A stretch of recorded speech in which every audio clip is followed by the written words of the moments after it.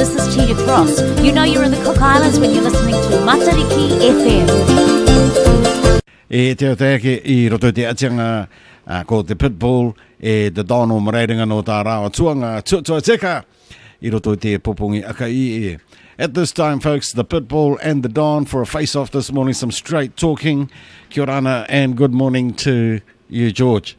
Good morning. You're still getting dressed. Get closer to the mic. Okay. Right. What's coming up in the Herald? I know that it wasn't out this morning at the place that I went to get my daily. So what's your story this week? My story? Do I need a Panadol this week? No. Okay. All right. Give them a bit of a breather. That's good to know. Yeah. Okay. I know there's a report on the shipwreck at Nassau, Tapi's boat. Mm-hmm. And there's some more revelations of the Aitutaki Power Authority. Yeah. The chairman has made some comments, quite revealing comments. Mm-hmm. And also there's a story on drink driving. Okay. And a cover-up. Yes. Okay. Which one of those stories do you want to start with? Well, whatever suits you. Okay, let's have a concern about this drink driving issue. Yeah, we can come back to that because that really involves a big portion of our community out there. But let's have a look at the Aitutaki Power Board revelations that you mentioned a moment ago. Well, as the chairman he was away, and he's back, and he's just responding to some of the comments made by government and some of the things that have been going on behind the scenes. Mm-hmm.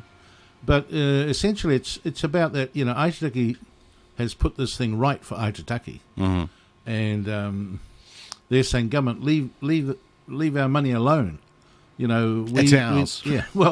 We want it to be reinvested back into Aitutaki because once it leaves their hands, they don't know where this money's going to go. Right. And they've done a very, very good job of turning that the power authority around, the production of electricity there. And a lot of Aitutakians have reacted to what government has done. Mm-hmm. And it's not a good look for the government. Okay. But we do know that this government is struggling to pay its bills. Yeah. So they harp on about the surplus, but Mark Brown's gone very, very quiet about the surplus in recent times. Okay. Is there anything specific that the chairman has revealed? Well, I think he's got to take up some issues with continued dialogue and negotiating with the government. And this thing needs to be sorted out one way or another. Yeah. Because it's creating some tensions in Aitutaki. Okay. It's not very visible at this time. You see, Aitutaki, it's out of sight, out of mind to Rarotongan, so... But it's a real issue over there. What's the view of the Island Council? Well, I know the mayor, he came across here for this urgent meeting, but in the end, he could see that it's no matter what they were saying, they were going to be railroaded. Yeah. So I think he just packed his bags and left and thought, well, no point in staying here. Us being here is not going to change anything.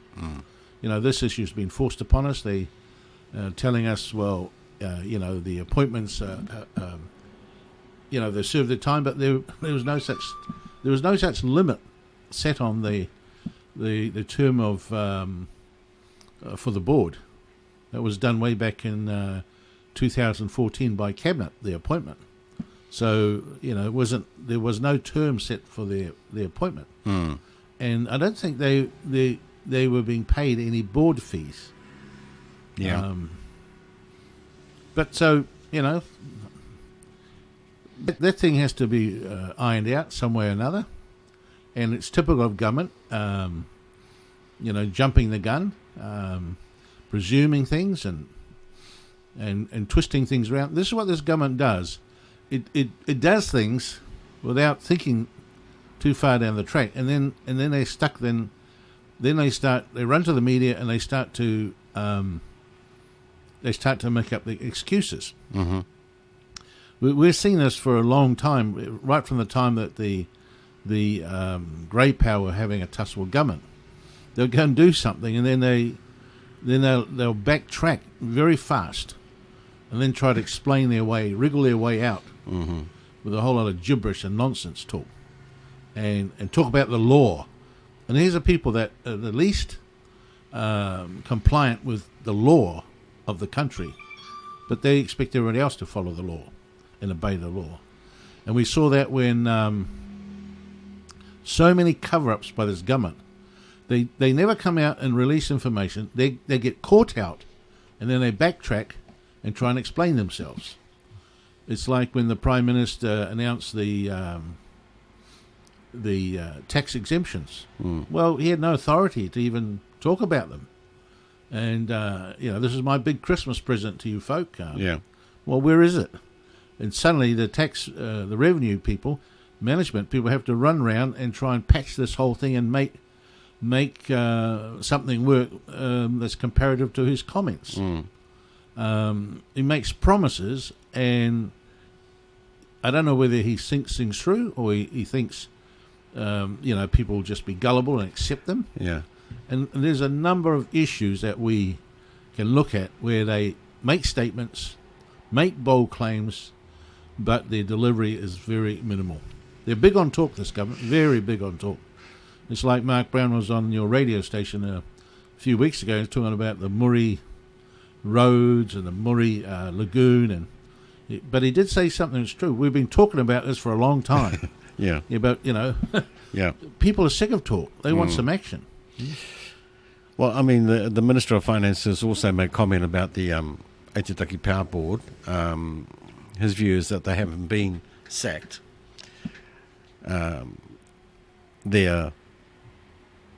Their term had come to an end. Well, that's right. Well, it hadn't. It hadn't. It hadn't, because there's no set time. He took exception to my phrasing that these guys were sacked. He didn't like that. He said it was just their time was up. So I don't know who to believe. No, he's wrong, because his cabinet minute, it goes back 2014 of their appointment. There was no time set for their appointment. They desperately needed the money, and they'd been trying to get the money. Yeah. But the board members were saying no, and so it came to a head. There was things. This thing didn't come out of the blue. It had been boiling away a little bit there for a while. Yeah. The water was getting hot, and it came to a crunch. Well, if they won't sign this thing off, let's just get rid of them. Put some more people in there, and they'll sign it off. Yeah. Okay. And basically, that's what happened. It didn't just come out of the blue. The government had been kind of nudging, and the Aitutaki board were not responding the way government wanted. And it's all about, we're going to restructure things. That's nonsense. I mean, how far are the people of Aitutaki willing to go in holding on to this this treasure that they've generated themselves? That's right. Aitutaki is a very proud people. It's Aitutaki for Aitutaki. That's not uncommon to hear that. You, an outsider, a non-Aitutaki, go there, you get scrutinised. Well, what are you doing here? And what do you think we'll give you the right to even say anything. Yeah. I mean, I faced all that, but had to, put up with that sort of nonsense. But that's just how passionate they are about their island. Right. Okay. And it's good to be proud about your island. So what do you think is going to happen then in regards to this saga in Aitutaki? Well, the board's been relieved of their duties. Yeah. So I guess that, the government always will put up with the bit of resistance, a few complaining, but they'll just plod on. We've seen that here with the protests and don't know how many people signed petitions. It's like the Tamatava, that all just gets, taken on board, and then it just gets delayed, and then nothing happens, and then they get their way. They've done this time and time again. Yeah. They get questioned, so it's like when the Justice Department pay scales came up. Oh, they were in a scurry, fluffing around and going on the radio and trying to explain it. Everybody's got this wrong. That's what the Prime Minister was saying. Oh, they've all got it wrong. They just don't. They don't understand. Yeah. This has been done for their good. Government's employing people, and more than what is sustainable. Okay, let me rephrase the question in regards to our people in Aitutaki, coming back to that subject. What is your advice to the people of Aitutaki in regards their asset and the people that were laid off from the board? Well, there's nothing much they can really do because this government is very dictatorial. Mm-hmm. You can protest, you can jump up and down all you like. It will not change anything. Mm-hmm. And the only way to change things is get rid of them at the next elections. Mm-hmm. And hopefully you'll get a government that's a bit more, sympathetic to local needs. Mm. This lot are just greedy. They overspend. They're spending more than what they're earning. Yeah. And we are now reliant on foreign aid or gifts from foreign countries to sustain our economy, which is, that could all come to an end slowly, and the wheels could slowly grind to a halt. Mm. We've seen this before, where this money grab has gone on. And, we've seen the People's Savings Bank, nearly $2 million taken from, never paid back. Money that was confiscated virtually has never been paid back, and never likely to. And this government is becoming like that because they're employing so many people, and they need to do that because it's a vote buying exercise. It's a vote getting. Then they have to find ways to reduce the wages of these people. It's like in 1996, everyone had to take in public service took a 15% pay cut overnight. Mm. Never mind that you had a mortgage and you were dependent on a certain amount of money being put into your for your salary or your pay. Mm. And then it wasn't long after that they called him and he says, well, you're going to have to take another cut. Okay. And so the next cut was a reversal of the first one. Yeah. The next cut was 85%, and so you're getting 15% of your pay. Mm. But the politicians never took a pay cut, and they said we can't because it's the law. Mm. We're not allowed to take a pay cut because it's the law. That's what they kept saying, and that's exactly what this government says. But it's the law. Okay. I want to move on, George. So basically what you're saying to the people of Aitutaki, when it comes to the next election, think carefully. Well, that's where That's they the can only express their disappointment. Yeah. Okay. They can march, they can protest, they can all walk out and strike, but that won't change anything. Yeah. Okay. Before we get into another story from the Herald, I just want to take a sidetrack and rewind to last Friday. Morning tea with the Governor General. I didn't see you there. I saw the Australian cameraman from CITV, but no one else from... I didn't get an invite. Why not? I don't know. I've said put me on the invitation list for them, but I don't. Okay. But, that can be, reciprocated in one way or another. Okay. All right. Your next story from the Herald. I'm a pensioner. Well, let's get back. I'm a pensioner. I look forward to these invites because, food's expensive. Yeah. A chance for me to get a free, fill my belly up for, Yeah. I mean, well, and give me a chance to wear my TAV shirt. it's very poobah-ish. Yeah. So I think you would have fitted in okay with the little small hors d'oeuvres and things like that. Yeah, a sausage roll, a normal size sausage roll cut down so that you get 4 pieces out of it. Well, I know if I go to any of those things, I'll be asked, what are you doing here? Yeah. And, people better, if anyone asks me that question, they better be prepared for my answer. So when you grab a sausage roll, you've got to grab 5 of them to make up the one that you're not a normally whole used plate. to. Yeah. Yeah. Okay. Now, the story about drink driving. Let's get into that because this is a real important subject. So tell us about the story. Well, we've got to start taking this seriously because I visited a lady and her daughter on Tuesday.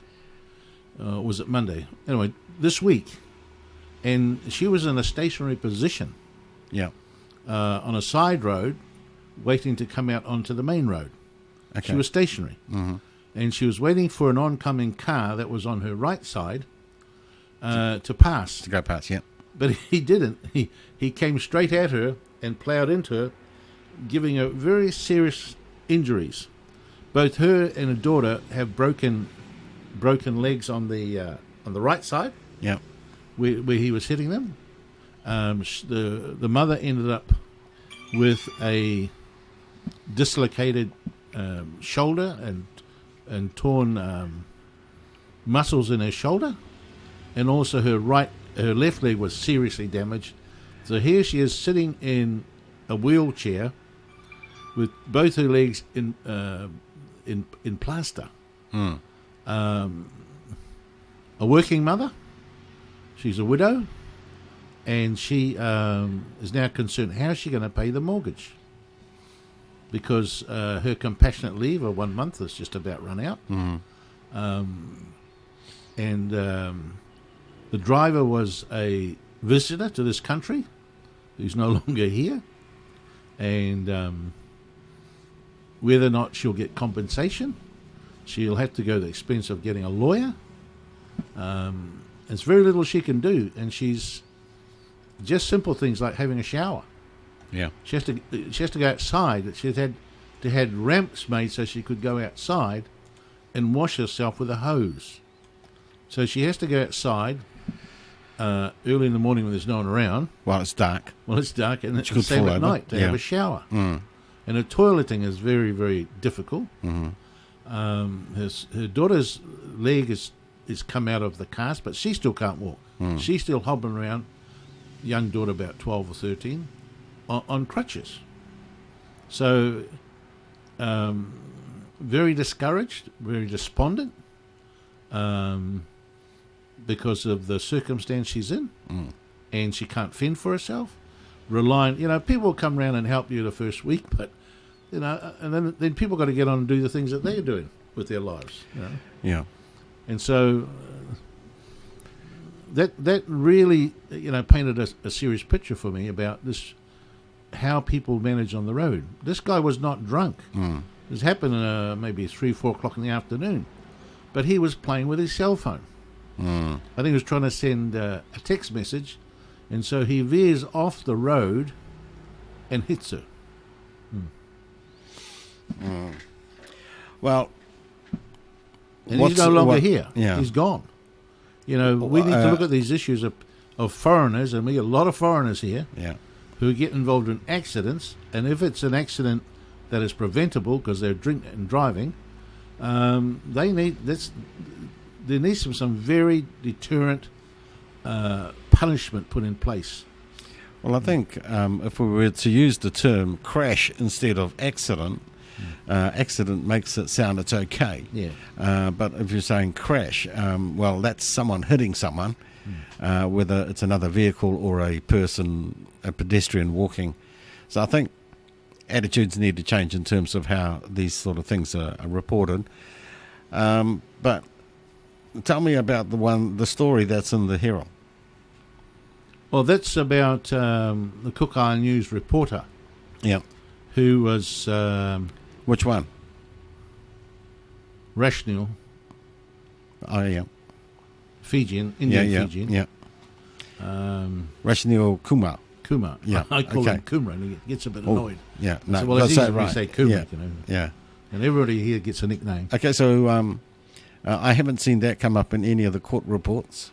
That's right. Okay, It was a big cover-up. Here's a newspaper that says that they're promoting road safety. They take the paid ads for their newspaper, but when it comes to...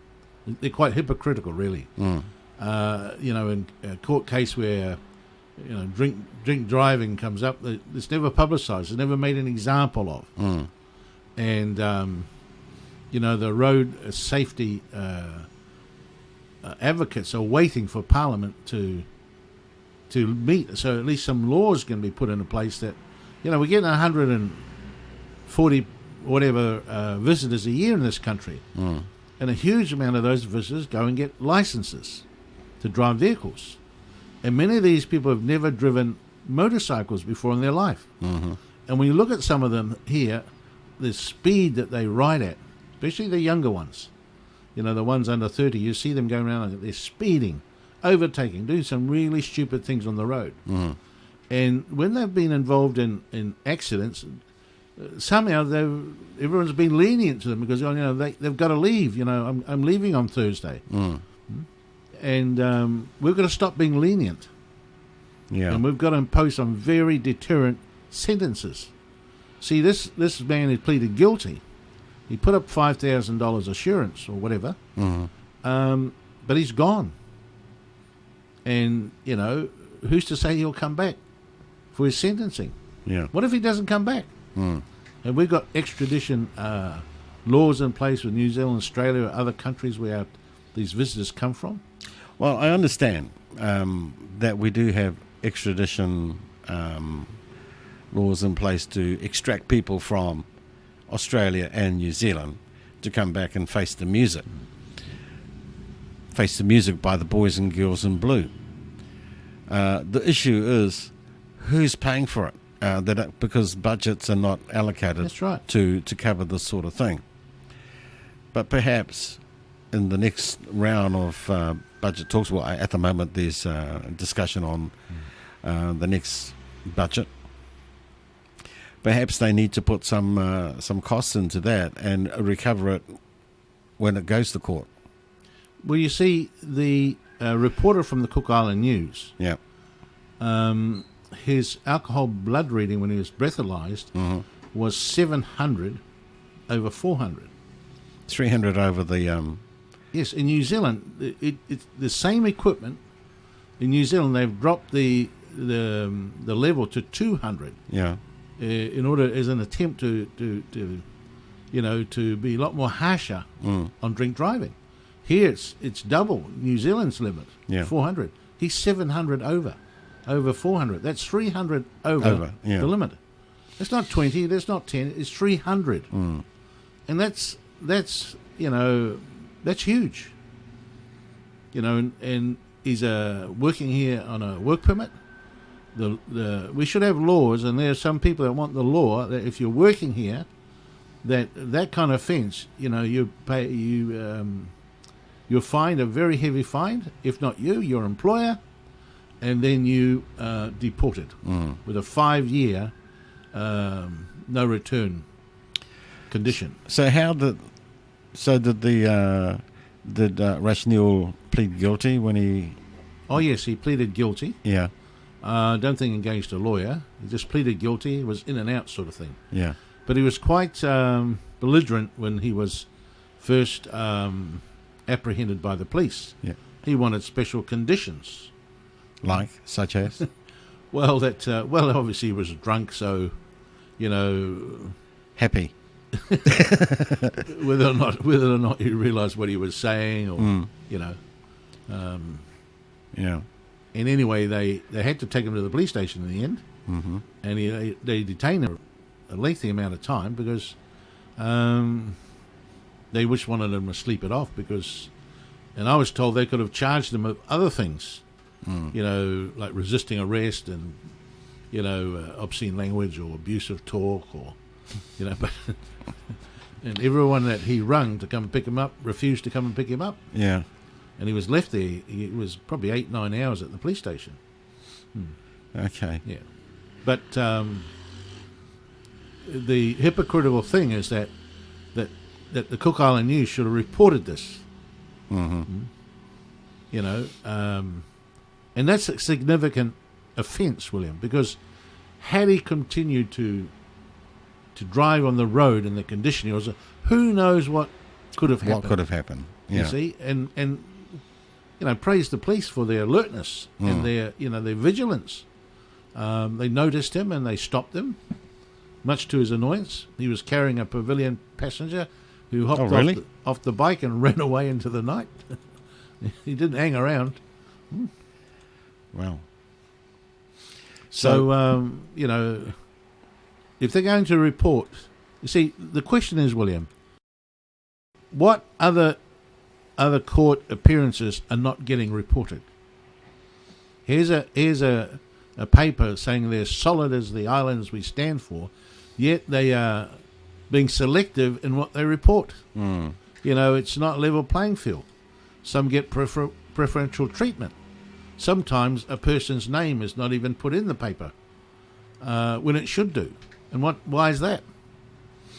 There's no court suppression. There's no court order of a suppression, but they will not print the name. So, So how can we rely on their court reporting anymore? There's no integrity in it because they've been caught out concealing or hiding or favouring selective people. So how did you won't report on this one. How did you find out? How did I find out? Yeah. I've known for about it. It was a Chook's Corner that appeared, and we've known about it for about a month. Okay. But, a person that knew about it said they were waiting for them to publish something. Okay. And because they All didn't, right. so I said, okay, we'll publish it. Yeah. In fairness to everybody else. Why should his court appearance for a very serious offence not get reported? Well, do They think- report me for writing a story, and- not even offence. Yeah, well, I saw the story about yourself the other morning. Oh, yeah, twice, you see. Yeah. They got to report that, But here's a very, very serious offence. He got fined $200, court costs of $50, and he can't hold a driver's license for 12 months. And do you think he would listen? Here's a paper that promotes all this, road safety and anti-drink driving. One of their own, breaks the law knowing that it is illegal and it is offence. You see, innocent people have a right, not to have their lives threatened when they drive on the road. Yeah. My household, I don't let them drive on the road on a Friday night after 10 o'clock. I said, you're not going to the movies on a Friday night. Because when the movies come out, you come home on your bikes. It's not you, it's others Yeah. that could do damage to you. And so I've been on the road when I was at TV. Sometimes I come home very late or early hours of the morning, the weekend, and it's just, it's makes you wonder, why am I on the road at this time? Look at what's going on. The speeding, Okay, putting aside the Rashnil story and looking at the issue of people continuing to drink and drive, what do you think needs to happen? Well, What the does government need penalties, to do? We need deterrent penalties.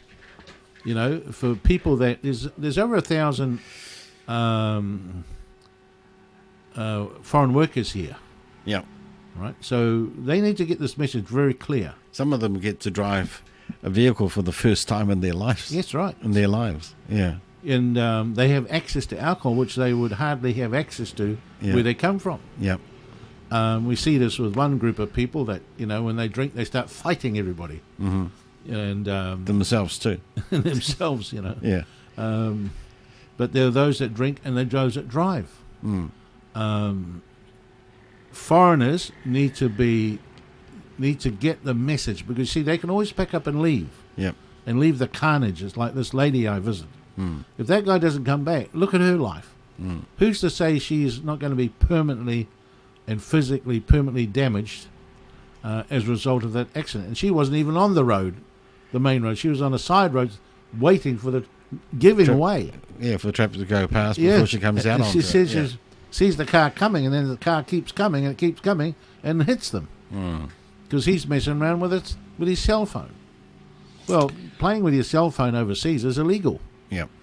You see, so the message really has to be stamped home hard to these foreigners, because, they don't have to go 60 kilometres on the road. Right. They'll eventually get there. The place is small. Mm. And we don't have sidewalks, which makes it even more dangerous. Yeah, people using the cycle lane. Yeah, so the penalties are going to be a lot tougher. Yeah. And any visiting worker here that misbehaves and breaks our laws should be deported. Mm. You do that a few times, William, and the message will start to sink home. You go to Singapore, you can't throw rubbish on the sidewalk. If you are, on the plane and out. At one stage, if you went to Samoa with long hair, they wouldn't let you out of the airport. Mm-hmm. You either can get a haircut there, or else you're told to leave. Yeah. Do you think a strike 3 system should be put in place for these road safety issues? Well, that may work with locals, but even locals should be given stiffer penalties. I've seen locals driving their motorbikes without holding the steering of the motorbike, and they're on their phone, texting on their phone. Hands-free driving and texting. Even passengers playing with their phones on a bike. That should be stopped. We should be a lot harsher on our traffic offence because there's more and more vehicles on the road now. Yeah. And we've got to really press home the courtesy for others on the road. Okay. And this drink driving thing has got to really be stamped on very, very hard. Yeah, so drink driving, the cell phone use while people are driving. What's your thoughts on babies in between a driver and a steering wheel? Well, I think that should be prohibited. Yeah. What do you think should happen, though? If you're in a car, they're going to be in a baby and a seat, strapping, you're wrapped in, and but it's the drink driving one that concerns me, William. Yeah. Okay. Because there's just a real lack of regard for other users on the road. I want to know that when I go on the road at any time, I'm not threatened by a drunk driver or a driver that's been drinking. Because they just don't have it. I actually witnessed a guy getting killed. I was following a pickup truck that was speeding down by the fishing club. And here they were speeding towards the Mataveta direction. Yeah. And here, it was in the morning, here comes a guy, it's riding a bike, and he's weaving all over the place. And he goes head first, he crosses the line outside, about where the fishing club is, just as you come around that little bend. Yeah. He goes across the line head first into the speeding pickup that's got big Bull bars. yes, in the front. Yeah. It killed him. Well, okay. And he was his own victim. But imagine the trauma that the driver of the truck has to put up with the rest of his life, running head first, full front on into a guy on the road drunk. I mean, I could see him. I was behind the truck and I see this guy coming towards Tupapa, and he's weaving all over the place, and I'm watching him. And I guess all of this is in slow motion as you're and seeing it. He goes across just wrong place, wrong time. Why couldn't he go over the line when the truck had gone? Yeah. He would have had to face me, and I would have been able to dodge him. Yeah. Hey, George, we're out of time. Thank you for your straight talking this morning. Interesting subject, this last one here on road safety, in particular drink drivers. Maybe we need to find someone to sponsor us to talk a little bit more about that. What do you reckon? Well, this is an issue. Because look how many foreigners have licenses here. They come here and run havoc, and then they're gone. Yeah. And it's the locals that, are having to be courteous and pull to the side and let these people go. I've had to do that. I slow right down, pull to the side, let these people on bikes. I mean, they might go 4, 5, 6 of them at one go. Yeah. Zoom, zoom, zoom past you. I mean, the other thing I've noticed too with a lot of visitors is they're driving 3 abreast, 4 abreast. And some of them, you see there's 3 on a bike. Yes. And I think, we need to start putting judder bars in some specific places. Just put them in and stop the speeding. Okay, George, we've got to knock it on the head here. Thank you for your straight talking this morning. Yes, thank you. Catch up next week. Kia ora, this is Tina Cross. You're in the Cook Islands when you're listening to Matariki FM.